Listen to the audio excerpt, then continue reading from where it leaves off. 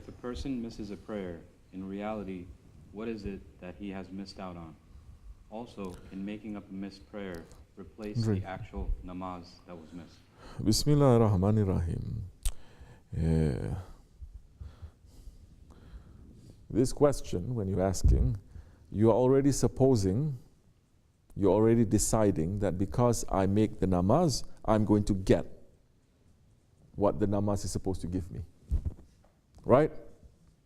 It's already supposing. If I make the namaz, I'm going to get. If I don't make the namaz, then I don't get. What if we tell you, you make the namaz and you don't get? Majority they are making, they don't get. What if we're saying that? So the understanding here has to shift, especially if you're a murid and you're entering into understanding what ihsan is, understanding what tariqat and spirituality is.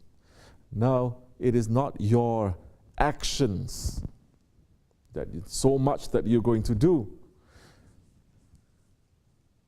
that is going to determine whether you get it or not. It has to be how sincere the action is, how clean the action is, how beautiful the action is.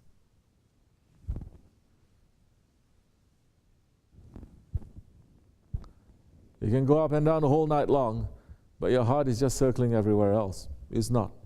But if your heart is circling everywhere else and you still think that you're going to get the rewards, the blessings like that, then you're blind. Because so many, Allah is saying, their du'as and their namaz doesn't even pass the first level of paradise. No, not paradise, even the skies. Because the angels, angels are there at every level. They said, this one is good, we pass to the next level, to the next level. You know, as it is in dunya. And the angels will look at it and they will throw it to your face before you get up from the sajjada. This is what people in tariqat, they are afraid of. That whatever that they're doing, it is not accepted. Does that mean we don't do? No, we still do. But we're not putting our faith in what we're doing. We must do with a faith that we're saying, Ya Rabbi, this is a dirty prayer that we're making. We're asking you to accept it. Why he must accept it? Why he must accept it? Well, just because we ask and he has to accept it? Allah subhanahu wa ta'ala will only accept, not because of you or me. He only accepts because of the sake of his most beloved one. Okay, so I'm going to pray, I'm going to ask Allah to accept for the sake of the Prophet. You don't know the Prophet. Oh, but I recite salawat. You don't know the Prophet. You don't know the Prophet. Do you have a shaykh? Then you don't have a shaykh, you don't know the Prophet. You know the name, but you don't know. You don't know what is the reality, what is the living, breathing guide.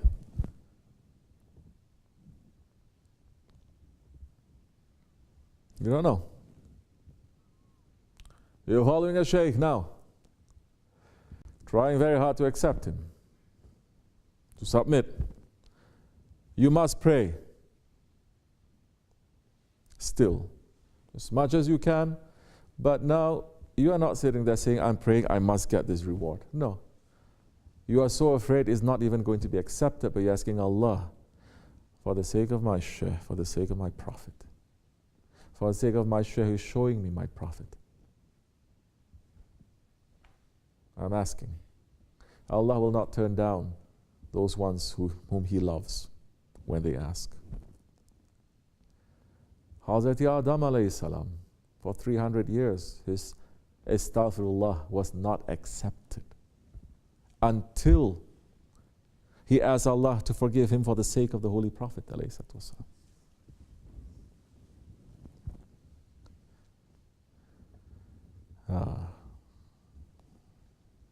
So,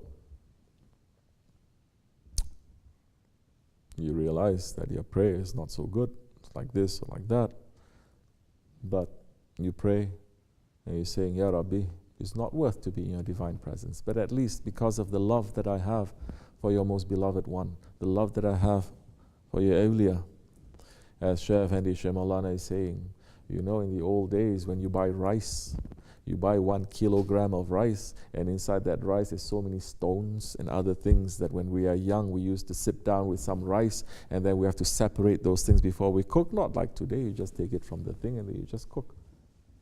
It says, may our deeds be mixed up with their deeds. Our deeds, it is like those small stones. May it be mixed up with their deeds. Their deeds is like those pure rice, good, valuable. And Allah will accept because of them. Why we're saying, may we be dust under their feet. We're not saying we are diamonds on his head, astaghfirullah. We're saying we're dust under his feet. But wherever he goes, because we're under his feet, we will be there with him.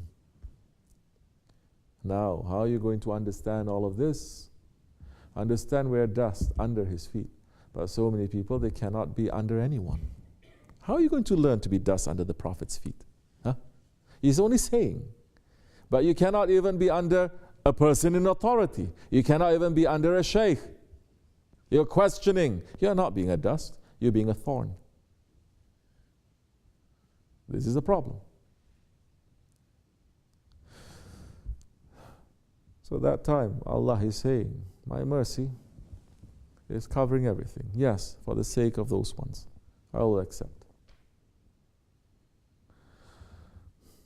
You miss your prayer, make up your prayer.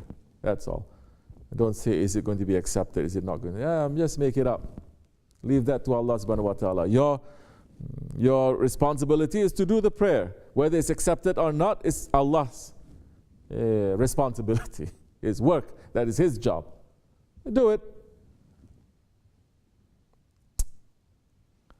And ask for forgiveness.